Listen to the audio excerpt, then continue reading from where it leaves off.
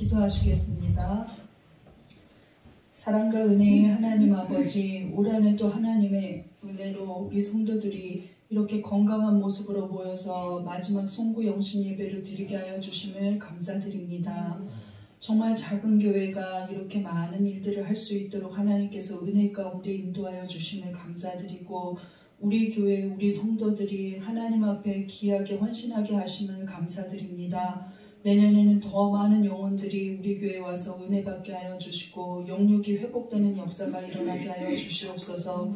아버지 하나님, 새해를 맞이하는 이때 우리가 주의 말씀을 들을 때 하나님 영적으로 우리의 연약함을 깨닫게 하여 주시고 하나님의 은혜를 알게 하여 주시며, 우리가 미처 아버지 하나님 깨닫지 못하고 지나갔던 은혜들도 다 생각날 수 있도록 말씀 가운데 우리에게 응답하여 주시옵소서.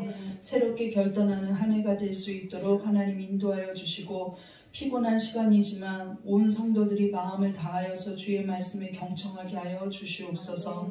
예수님 이름으로 기도하옵나이다. 아멘. 자, 오늘은 인생의 가장 중요한 깨달음과 결단이라는 말씀으로 송구영신 예배를 드리려고 합니다. 제목을 같이 읽어볼까요? 시작! 인생의 가장 중요한 깨달음과 결단. 네, 가장이에요. 가장 중요한. 그냥 중요한 게 아니라 이게 최고다, 이런 거예요. 그런데 오늘 우리 정 집사님이 과연 그 성경 말씀을 하나도 안 틀리고 이렇게 잘 읽을 수가 없는데, 올 한해 참 우리 교회도 제가 시작할 때 그 연초에 부흥회를 했었어요. 그죠? 여기 교회에서 부흥회를 했었고, 그 다음에 여름에는 수련회도 갔었고, 갔다 와서 또 뭐 그 큐티 교육도 하고 큐티를 시작해서 주일 오후에 큐티를 하고 있고, 그 다음에 기도에도 하루 더 늘려서 하수금으로 하고 있고, 그 다음에 가을에는 늦가을에는 우리 얼마 전이죠. 5일 동안 또 치유의 기도를 하고, 우리가 그때 기도회 때도 참 좋은 기도회였다, 그런 생각이 들어요. 여러 가지 모습으로 하나님 앞에 은혜를 받았습니다. 그리고 어떤 때는 전도하면서도 은혜를 받고, 또 우리가 구제하면서도 은혜를 받고, 또 오히려 우리가 내어주고 보내주면서도 선교 사님들의 그 소식이 들려올 때마다 참 감동이고 뭉클뭉클한 적이 많았고, 그 다음에 마다가스카르로 돌아가는 선교사님에게 하루 전날 우리가 최선을 다해서 옷과 신발을 줬을 때 그 선교사님의 환한 얼굴을 잊을 수가 없어요. 이렇게나 많이 보낸 성도가 있냐고, 우리 교회 와서 보셨잖아요. 이렇게 좋은 걸 주시냐고 하면서 선교사님이 신발 하나를 신으시면서 너무 좋아하셨던 그런 장면들, 우리 교회를 통해서 축복의 통로가 됐던 그런 것들을 생각할 때 참 감사한 일들이 많습니다. 근데 오늘 자기 인생을 돌아보면서 이제 나는 끝난 것 같다고 생각하는 등장인물이 있어요. 오늘 본문에 나오는 바로 야곱입니다. 야곱은 우리가 야곱의 축복이라는 말도 나온 것처럼 우리는 결론을 하니까 뭐 이 상황이 야곱한테 어떤 느낌인지 우린 감정적으로 모를 수 있어요. 남일이잖아요. 나만 아니면 돼, 이런 생각이 있는지 모르겠지만, 근데 사실 야곱은 자기 앞일을 모르는 상태에서 지금 피난 가고 있는 거예요. 왜 그랬느냐? 다 자기 때문이에요. 자기의 죄 때문에. 에서를 속이고, 쌍둥이 형 에서를 속이고, 쌍둥이는 더 친밀해야 되는데 아주 그렇게 원수 같은 짓을 해요. 야곱이 얄미운 짓을. 그리고 못됐죠. 왜냐하면 자기가 장자권을 받겠다는 그 탐욕 때문에. 그 다음에 왜 나는 같은 날 같은 시에 태어났는데 몇 초 차이로, 나는 몇 분 차이로 동생이야, 이런 마음 때문에 비교하는 의식이 있었던 것 같아요. 성경에는 안 나와요. 내 생각이에요. 어쨌거나 야곱은 욕심이 있는 건 사실이에요. 왜냐하면 그가 장자권을 억지로 갖기 위해서 거짓말을 2번이나 해요. 형 에서를 속이기도 했고, 마지막으로 눈이 안 보이는 자기 아버지 이삭을 속여서 내가 에서라고 하면서 어머니와 공동체가 돼갖고 한마음이 돼갖고 아버지를 속이고 억지로 장자의 축복을 받았어요. 이제 이 2번이나 이렇게 자기의 장자권을 뺏기고 난 에서가 내가 반드시 저 녀석을 아버지가 돌아가시면 죽이겠다고 고백하는 말을 누가 들었냐면 엄마가 듣게 돼요. 아, 이제는 형제간에 칼부림 나는 싸움 나겠구나, 살인사건 나겠다 싶어갖고 자기가 편애하고 있는 야곱이 죽지 않게 하기 위해서 내 오빠가 사는 내 오빠 라반이 사는 지역, 바단 아람으로 가라 이렇게 말을 하는 거예요. 근데 하염없이 걸어가죠. 이제 팔레스타인의 사막 지역을 하염없이 걸어가요. 그런데 밤이 되었어요. 근데 뭐 그때 텐트가 있습니까? 뭐가 있습니까? 그래서 해질녘 들판에 자기 홀로 걸어가는데 그때 해가 지고 나서 앞이 안 보이니까 이제 자기 시작하는데 돌베개를 베고 자는 거예요. 그런데 그때 꿈에서 하나님을 만나요. 이것을 우리가 영몽이라고 해요. 저도 몇 번의 영몽을 인생에서 정말 중요한 확실한 영몽을 몇 번 꿨거든요. 근데 꽤 많이 꾸는 편이에요, 제가. 근데 이 야곱이 꿈에 본 그 상황이 오늘 본문 12절에 있습니다. 한번 보겠습니다. 시작. 사닥다리가 땅 위에 서 있는데 그 꼭대기가 하늘에 닿았고 또 본즉 하나님의 사자들이 그 위에서 오르락내리락 하고 보니까 자기는 정말로 막막한 들판에 있다고 생각했는데 전혀 그렇지 않았죠. 왜냐하면 그 꿈에 보니까 이 땅과 하늘을 연결하는 사다리가 있어요. 그러니까 자기는 이 땅에서 완전히 차단되어 있다고 생각했는데 그것이 아니었던 것이죠. 그리고 그곳에 그 사닥다리에 오르락내리락 하는 천사들이 보여요. 얼마나 아름다운 광경입니까? 그런데 맨 위에는 꼭대기에서 하나님이 자기를 축복하고 있었다는 거예요. 이것을 보고 정말로 야곱은 인생 일대에 드디어 영안이 열리는 시기가 바로 야곱 혼자 열린 수련회예요. 야곱 혼자 갖게 된 하나님과 1대1로 맞은 1대1 양육이에요. 이렇게 큰 체험을 한 사람이 많지 않아요. 성경에 이렇게 확실한 꿈을 본 사람이 많지 않아요. 근데 야곱처럼 야곱의 11번째 아들 요셉도 확실한 미래를 향한 꿈을 꿨는데 야곱이 그 시작이었죠. 꿈에. 그런데 이 야곱이 이 꿈을 꾸고 나서 너무나 놀랍고 너무나 감동적인 거예요. 내가 왜 이렇게 거짓말을 해서 이렇게 터무니없는 인생의 위기를 만나? 내가 살 수 있을까? 그리고 나를 너무나 사랑했던 저 어머니를 내가 다시 만날 수 있나? 내가 길거리 가다 죽으면 어떡하지? 이런 생각들이 가득했던 그때에 하나님을 만난 거예요. 꿈에서. 이 꿈은 반드시 하나님이 보여준 꿈이죠. 그때 야곱이 인생에서 중요한 두 가지를 생각해요. 그것이 하나는 인생의 깨달음이고 하나는 인생의 결단이에요. 그럼 인생에서 야곱이 했던 그 깨달음과 그 결단을 오늘 우리가 한 해를 마무리하면서 새해를 맞이하는 우리도 반드시 해야 될 영적인 깨달음과 영적인 결단이에요. 무엇일까요? 가장 중요한 깨달음 1번 시작. 인생의 가장 중요한 깨달음 하나님의 임재. 임재가 무엇입니까? 여기 임하고 여기 있다는 거예요. 우리는 예수님도 오실 때 무엇이라고 말했습니까? 임마누엘의 하나님이라고 그랬어요. 하나님이 이제 너희랑 같이 계신다 이렇게 말했어요. 그런데 우리 성도들도 이야기할 때 보면은 정말 하나님이 있다고 생각하지 않고 말할 때가 너무나 많아요. 전화를 걸어 따질 때를 보면 하나님은 없는 거예요. 그 시간에. 하나님은 전화 얘기는 못 듣는 것처럼. 또 문자를 보면 기가 막힐 때가 많아서 하나님은 그 문자는 못 읽는 것처럼. 또 톡을 보면 너무나 어이가 없어서 하나님은 그 톡을 못 읽는 것처럼 생각하고 착각하고 있는 것 같은 그런 행동을 하고 그런 말을 할 때가 많아요.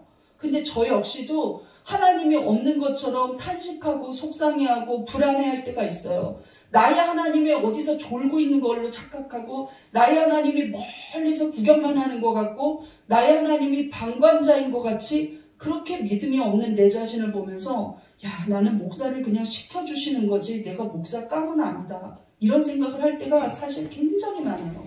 아플 때, 돈이 없을 때, 불안할 때, 무시당할 때, 그 다음 막막할 때, 그 다음 걱정될 때 수많은 시간이 하나님이 없다고 생각하는 거예요. 그런데 오늘 야곱도 그렇게 생각하고 있었거든요. 그런데 그 꿈의 가장 하이라이트는 무엇이냐? 사닥다리에서 천사가 왔다 갔다 하늘과 땅을 왔다 갔다 하는데 저 맨 꼭대기에서 하나님이 야곱에게 말씀하시는 거예요. 꿈에서는 하나님인 줄 알거든요. 그런데 그 하나님이 뭐라고 말씀하시냐면 세상의 인간 중에서 가장 복받은 사람이 마치 야곱인 듯이 영적인 육적인 복을 다 이야기해 주시는데 세 가지를 약속하세요. 그것이 무엇이냐? 첫 번째는 나는 너에게 지금 누운 이 땅을 줄 것이라는 거예요. 너 걱정하지 말라는 것이죠. 이 땅은 네 땅이라는 거예요. 땅을 보장받아요. 두 번째 무엇이냐면 너는 살까 죽을까를 걱정하지만 네 자손은 수도 없이 많아지고 동서남북으로 퍼져나갈 것이라는 것이죠. 네 자손들이. 그렇게 많은 자손의 네가 조상이 될 거라는 거예요. 이러한 복을 받아요. 이거는 영적으로 육적으로도 복이에요. 그 다음에 마지막이 가장 탐나는 복이에요. 그것이 무슨 복이냐면 많은 민족이 너로 인하여 복을 받을 거라는 거예요. 그것이 무슨 복이냐? 구원의 복이죠.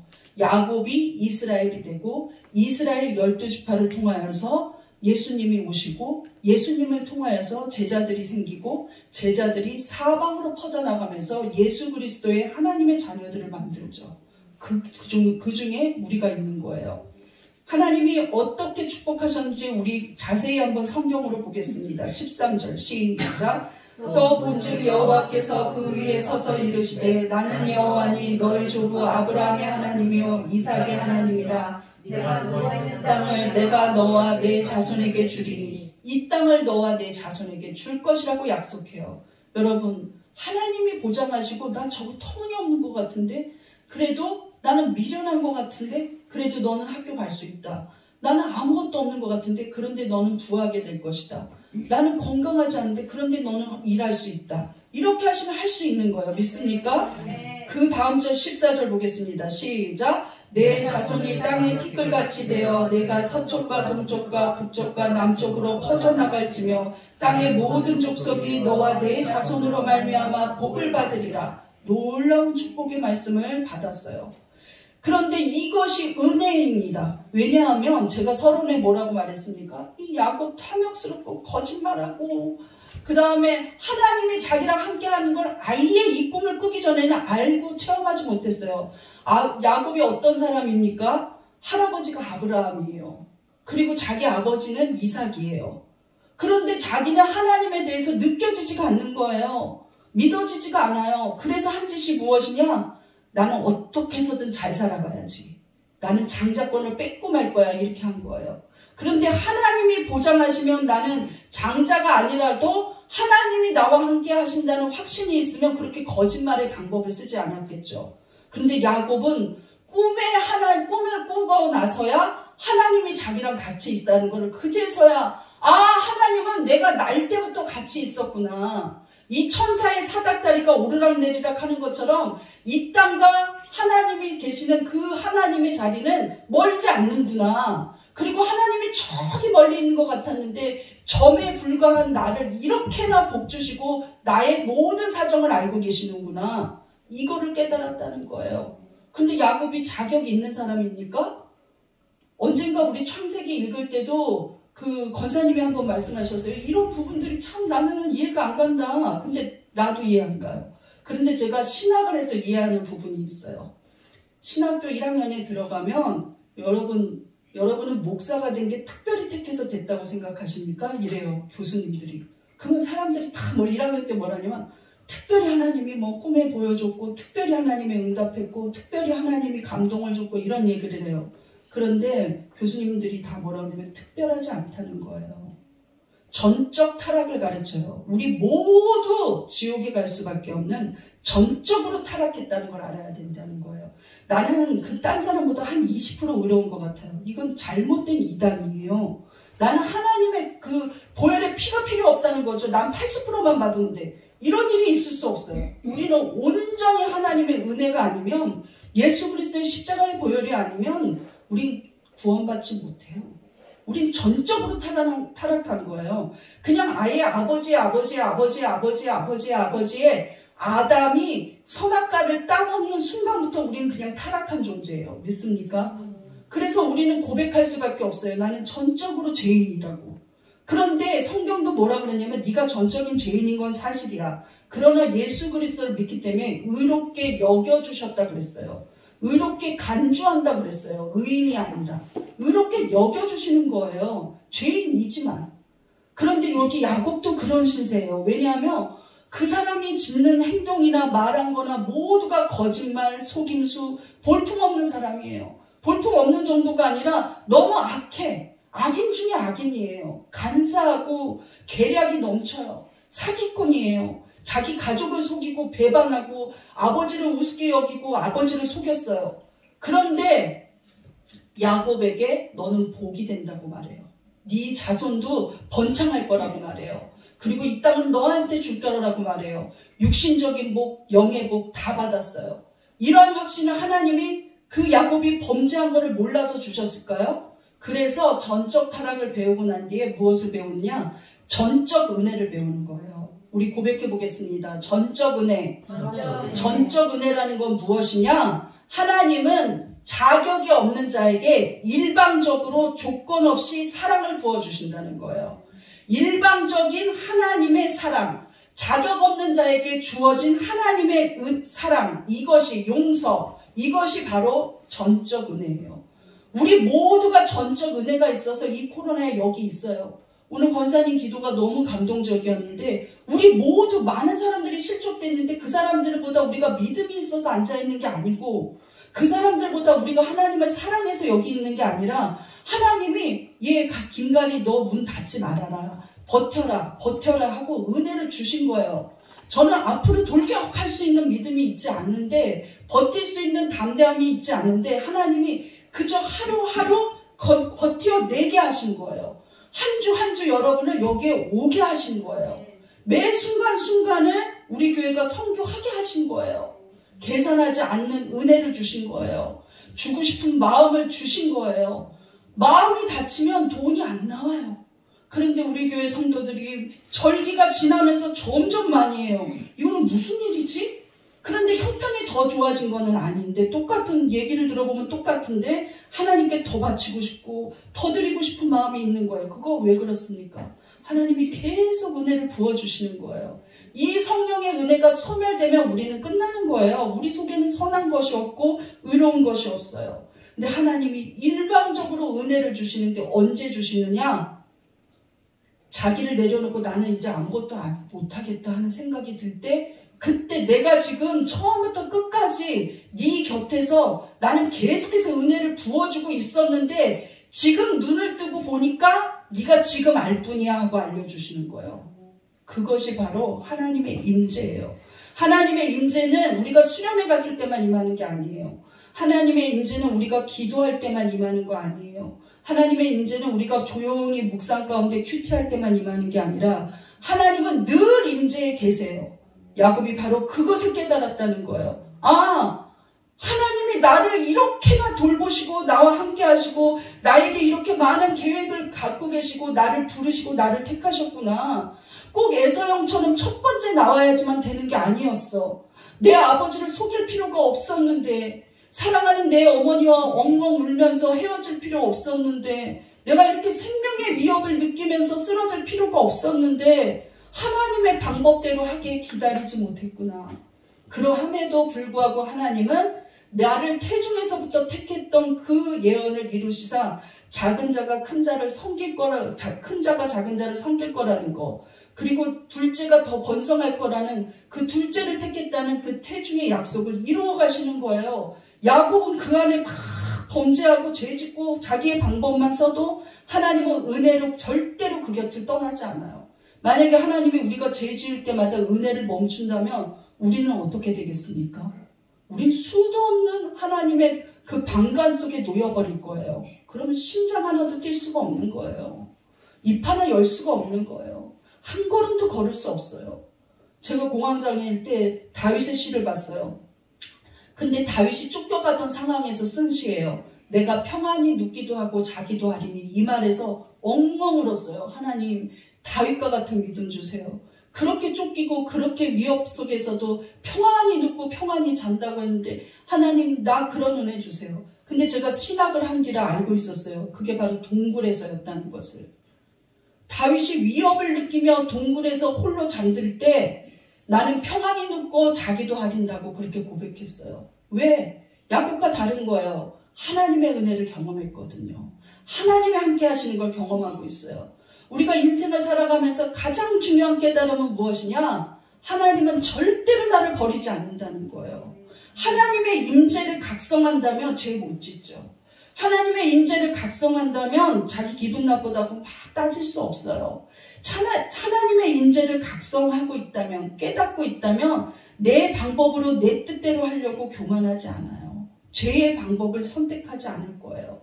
야곱은 이제 하나님이 나와 함께 하신 걸 이제야 깨달았다고 하면서 16절에 이렇게 고백합니다. 무엇이라고 고백할까요? 시작. 잠이 깨어 이르되 여호와께서 과연 여기 계시거늘 내가 알지 못하였도다. 그런데요, 제가 말씀을 준비하다 보니까 나도 알지 못했었어요. 세월이 지나고 보니까 그때 하나님이 나를 그렇게 인도하셨구나. 지금 생각해보니까 그 순간이 하나님이 주신 힘으로 하는 거였구나. 지금 생각해보니까 그때 하나님이 도와주셔서 할 수 있었구나. 젊을 때 저는 일주일에 2번 이상 꼬박 철야를 했어요. 앉으면 5시간, 6시간 기도를 하고 일어나서 가서 다음날 아침에 학교 갔거든요. 근데 나는 사람들은 기도하기 싫어서 철야를 안 하는 줄 알았어요. 근데 생각해보니까 하나님이 건강 주셔서 철야했고, 하나님이 성령 주셔서 그렇게 부르짖을 수 있었고, 하나님이 회복의 은혜를 주셔서 다시 다음 아침날 공부할 수 있었던 거예요. 아무것도 모르는 철부지였던 거예요. 하나님이 나를 보호하고 계신다고 느끼지도 못하고 깨닫지도 못했어요. 그런데 하나님이 나와 함께 하셨다는 겁니다. 여러분 인생에서도 올 한 해도 얼마나 위기의 때가 많았고 아픔의 때가 많았습니까? 그런데 평안하게 하신 거, 하나님이 같이 계신 거예요. 헌신할 수 있었던 거, 하나님이 같이 계셨다는 겁니다. 하나님의 임재를 각성하지 못한 게 제일 미련한 거예요. 하나님의 임재를 각성하는 자는 야곱처럼 고백할 수밖에 없어요. 내가 하나님이 여기 계신 것을, 하나님이 나랑 같이 있는 것을 내가 알지 못했었구나 하고 고백할 수밖에 없는 거예요. 그래서 하나님이 야곱에게 어떻게 하면 약속하십니까? 나는 너를 이제는 떠나지 않을 거라고 약속해 주세요. 한 번도 떠난 적이 없었지만 떠나지 않겠다. 너 그렇게 불안해하지 말아라. 나 너랑 같이 있겠다고 약속하세요. 15절 보겠습니다. 시작. 내가 너와 함께 있어 내가 어디로 가든지 너를 지키며 너를 이끌어 이 땅으로 돌아오게 할지라. 내가 내게 허락한 것을 다 이루기까지 너를 떠나지 아니하리라 하신지라. 하나님은 실수하지 않아요. 하나님이 많은 사람들 가운데 야곱보다 착한 자가 있는데도 안 뽑고 야곱을 택한 것은 아브라함에게 한 약속을 신실하게 지키시는 거예요. 야곱이 그 뒤에도 후회될 일도 하고 야곱의 아들들까지도 악랄한 짓을 하지만 결코 그 자녀들을 버리지 않으세요. 그리고 야곱을 낳은 그 아들들을 통하여서 이스라엘의 12지파가 나오고 정말 이 약속을 지켰다는 거예요. 우리가 지금 오늘날까지 예수 믿고 있는 거, 수많은 사람들이 교회를 떠나지만 하나님 안에 은혜 안에서 우리가 교회 일을 하면서 헌신할 수 있는 거, 건강한 몸으로 이렇게 살아갈 수 있는 거 하나님의 은혜예요. 우린 반드시 깨달아야 할 게, 내년 한 해도 우리가 죽는 그 순간까지 깨달아야 할 게 하나님이 나와 함께 하신다는 거예요. 하나님이 나와 함께 하신다는 거. 믿습니까? 네. 우리 고백해 보겠습니다. 하나님, 올 한 해도 나와 함께 하심을 감사드립니다. 나와 함께 하심을 감사드립니다. 모든 것이 하나님의 은혜였습니다. 모든 것이 하나님의 은혜였습니다. 네, 모든 것이 하나님의 은혜였습니다. 우리 두 번째는 인생의 가장 중요한 결단이에요. 2번 읽어보겠습니다. 시작. 인생의 가장 중요한 결단, 하나님의 예배자로 헌신. 자, 야곱이 하나님이 정말로 내 인생을 아브라함 할아버지만 좋아하시는 줄 알았는데, 우리 이삭 아버지만 특별한 줄 알았는데, 아니 아브라함의 하나님, 이삭의 하나님, 야곱의 하나님이시네? 이렇게 생각하게 된 거예요. 그럼 그 하나님을 안 야곱이 처음으로 한 일이 무엇이냐? 구별됐고 거룩한 하나님의 전이라는 생각을 했어요. 여기 하나님이 계신 곳은 무조건 성전이라는 생각을 하는 거예요. 구별되고 거룩한 곳에 유대인들은 무슨 일을 하느냐면 기름을 부어요. 그래서 왕을 세울 때 기름을 부고, 선지자에게 기름을 붓고, 제사장에게 너는 구별된 족속이다 하면서 기름을 부어요. 근데 야곱이 그 일을 행했다는 것이죠. 한번 본문 18절 보겠습니다. 시작. 야곱이 아침에 일찍 일어나 베개로 삼았던 돌을 가져다가 기둥으로 세우고 그 위에 기름을 붓고, 내가 누웠던 이 돌 베개는 하나님의 전이라는 거예요. 이곳이 거룩한 하나님이 계신 곳이고 구별되어야 한다는 뜻에서 기름을 부었어요. 그리고 이제 이름까지 바꿔요. 무슨 이름으로 지었을까요? 19절 시작. 이름을 베델이라 하였더라. 이 성의 옛 이름은 루스더라. 옛 이름은 루스예요. 루스가 히브리어로 뭐냐면 구약 성경은 히브리어가 원어인데 히브리어로 뭐냐면 살구나무 동네예요. 살구나무 동네. 감나무골 하듯이 살구나무골이에요. 그 땅에 아마 살구나무가 있었나 봐요. 그런데 베델이라는 것은 무엇이냐면 두 가지 언어가 합쳐진 건데 베레트 이 언어하고 베이트하고 엘이 합쳐졌어요. 여러분 웬만한 성도는 알 거예요. 엘이 하나님을 뜻해요. 베이트는 집이에요. 그래서 벳엘 하면은 하나님의 집. 하나님의 집은 어디입니까? 성전이에요. 성전. 은혜를 받고 하나님의 임재를 느끼는 자, 하나님을 체험한 자는 성전을 사모하게 되어 있어요. 믿습니까? 그런데 그 성전에서 가장 영광된 일이 무엇입니까? 예배예요. 예배. 만약 성전에서 예배를 드리지 않는다면 성전이 아닌 것이죠. 만약 성전에서 예배가 없어졌다면 이제 종말인 거예요. 성전에서 하나님의 영광을 이야기하지 않고 사람의 영광을 이야기한다면 그 교회는 끝난 교회죠. 성전에서 하나님의 뜻이 선포되지 않고 사람의 말만 선포된다면 그 교회는 절망적인 교회예요. 문을 닫아야 되는 교회죠. 하나님의 가장 거룩한 전의 의미가 무엇이냐? 바로 여기에서 하나님을 찾겠다는 거예요. 여기에서 하나님을 만나겠다는 거예요. 레위기에 성막을 지으라고 한 다음에 하나님이 그 모세에게 약속해 주는 게 내가 거기서 너희들과 만날 것이라고 말해요. 하나님을 만나는 시간이 언제 있냐? 바로 예배예요. 예배는 하나님과 우리가 교제하는 가장 영화롭고 가장 아름답고 가장 구별되고 가장 거룩한 전이에요. 그런데 이 루스 땅에 와서 홀로 들판에서 돌을 베개 삼면서 생명의 위협을 느끼면서 혼자 울다 탄식하면서 잠자던 야곱이 꿈에서 하나님의 임재를 느끼자마자 한 일은 바로 이곳이 하나님을 예배하는 장소라고 구별했다는 거예요. 기름을 부으면서 정말 나는 이 땅으로 다시 돌아오겠다고 결단해요. 뒷부분에 보면 야곱이 결단을 하면서 하나님 이전으로 다시 돌아오면 내가 여기서 또 예배 드리겠다고 하나님 앞에 기쁨으로 영광을 돌려요. 이전에 그렇게 교활하고 속임수 내는 그러한 언어는 완전히 없어졌어요. 그러한 생각도 없어졌어요. 야곱은 정말로 하나님 앞에 하나님의 임재를 느끼는 순간 나는 예배자로 구별된 삶을 살겠다고 결단하는 거예요. 그리고 이곳이 하나님의 전이라고 고백하는 거예요. 우리 은혜 받고 나면 무엇이 달라지는 줄 아십니까? 그 가정에 예배가 회복돼요. 은혜 받고 나면 무엇이 달라집니까? 우리가 예배를 드리고 싶어 해요. 예배 드리기 싫어하지 않잖아요. 은혜 받고 나면. 예배에 가는 것이 기쁘고. 그런데 이 말씀을 보니까 무엇이 생각이 나냐면 부르신 곳에서 나는 예배하네. 어떠한 상황에도 나는 예배하네. 내가 걸어갈 때 길이 되고 살아갈 때 삶이 되는 그곳에서 나는 예배하네. 내가 교회를 가면 교회가 예배의 장소예요. 내가 가정에 가면 가정이 예배의 장소예요. 학교에 가면 학교가 예배의 장소예요. 때로는 병원에 아파서 입원을 하지만 그곳이 예배의 장소예요. 얼마 전 제가 그 어깨를 몇 년 전에 다쳐서 수술하고 병원에 갔을 때 다리는 멀쩡하니까 6층에 있는 그 경희대 교회가 있는데 거기가 24시간 코로나 직전이라 오픈했었어요. 근데 간호사들이 제가 없으면 약을 주려고 할 때 없으면 어떻게 하냐면 6층에 갇혔나 봐 이렇게 말했어요. 6층? 이렇게 말하니까 교회 이렇게 말하고 옆에 베드에 있는 사람들이 교회 갔나 보다고 이랬어요. 하루에 3번씩 4번씩 교회 가서 앉으면 1시간 2시간 계속 기도하는 거예요. 계속 기도하다가 또 오고 그랬었는데 가는 곳이 예배의 장소가 되는 거예요. 있는 곳마다 예배의 장소가 되는 거예요. 그것이 바로 예배자로서의 헌신이에요. 그런데 인간이 하나님과 만날 수 있다는 게 얼마나 놀라운 일입니까? 지옥이 왜 지옥입니까? 하나님 만날 수가 없는 거예요.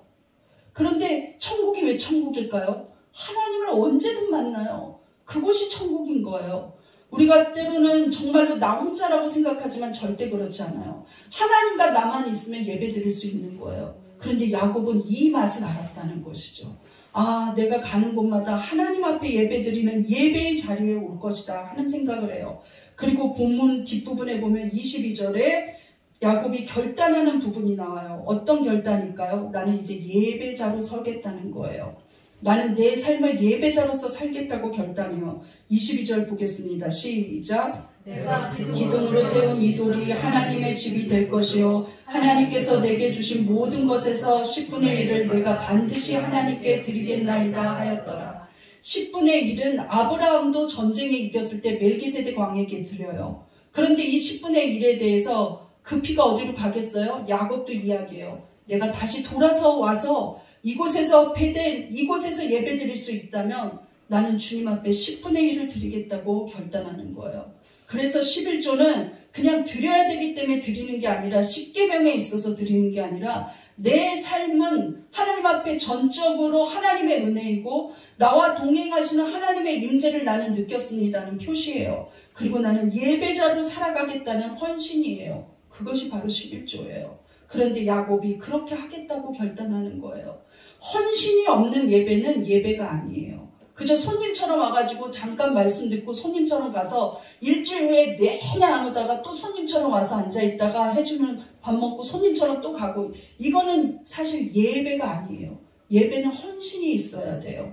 무슨 마음을 들이든지 무슨 찬양을 하든지 무슨 순서를 갖든지 예배는 온전한 헌신으로 드리는 거예요. 그것이 거룩한 예배예요.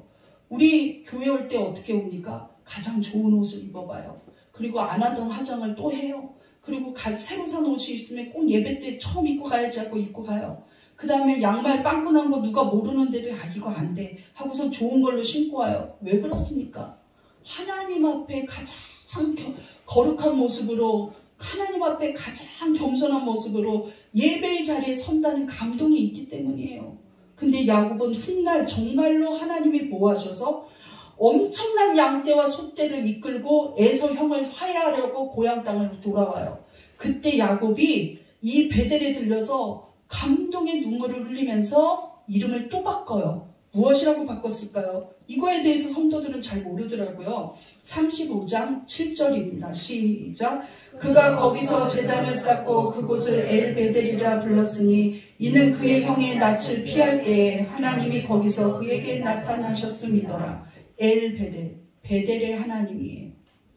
베델에서 만났던 하나님, 그러면서 부르는 거예요. 여러분 어디서 하나님 만났습니까? 그때의 하나님을 잊어버리면 안 돼요. 우리는 야곱처럼 다시 돌아와서 수락산 밑에 있는 사랑빛 교회의 하나님이라고 고백할 수 있어야 돼요. 저는 하늘산 기도원에서 하나님을 체험했거든요. 하늘산 기도원의 하나님이라고 고백할 수 있어야 돼요. 그 하나님은 어디 가시지 않는다는 거예요. 아니 그 이전부터 하나님은 내가 태어나기 이전부터 나를 택하셨어요. 믿습니까? 수많은 사람 가운데 우리를 부르셔서 하나님의 자녀 삼아서 주시고 매 삶의 순간마다 우리와 함께 하시는 거예요. 오늘 우리가 한 해를 마지막으로 보내면서 가장 중요한 깨달음과 결단을 하시기를 바라요.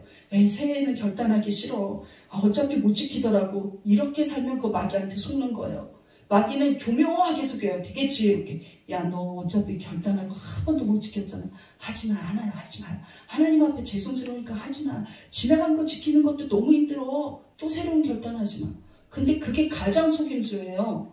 어느 날 제가 어렸을 때 부흥회를 갔는데 내일부터 새벽기도 나올 사람 손들라니까 아무도 안 들어요.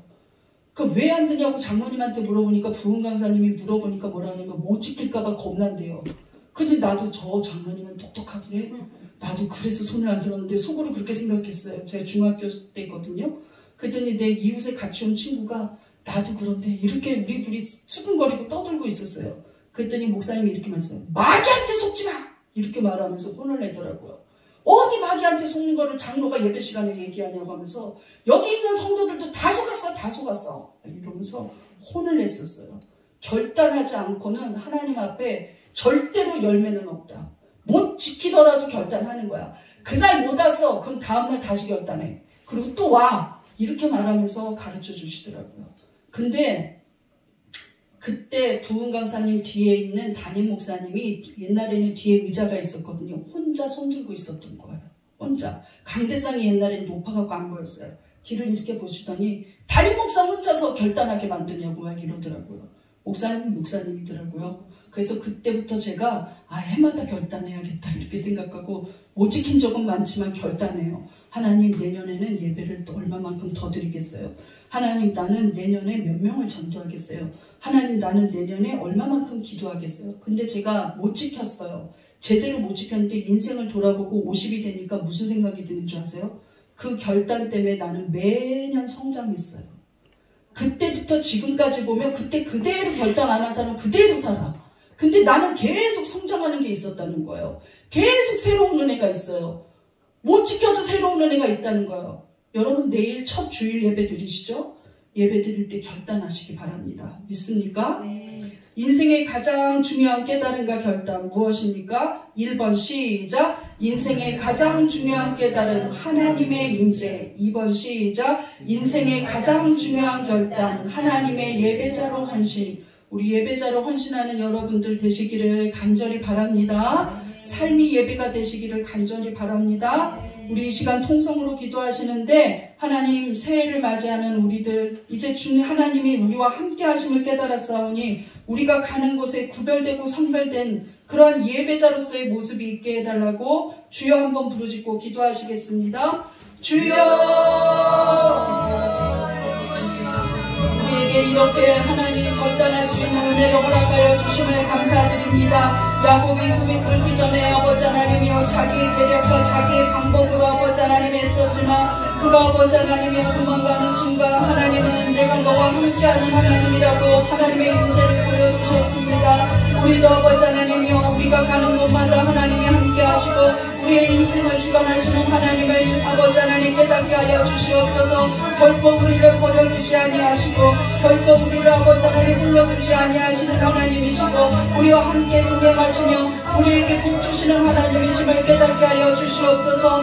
주여 아버지 하나님이여 깨닫는 자는 아버지 하나님 예배자로 헌신하게 하여 주시옵소서. 우리의 삶 속에 가는 곳마다 우리가 걸어가는 곳마다 우리가 머무는 곳마다 우리가 아버지 하나님이여 정말 마음을 주는 곳마다 그곳이 예배가 장소가 되게 하여 주시어서 우리 삶이 예배가 되게 하여 주시사 하나님 앞에 헌신된 삶을 살아갈 수 있도록 주여 역사하여 주시옵소서. 예수님 이름으로 기도하옵나이다. 오늘 이 시간에는 성경 보고 1년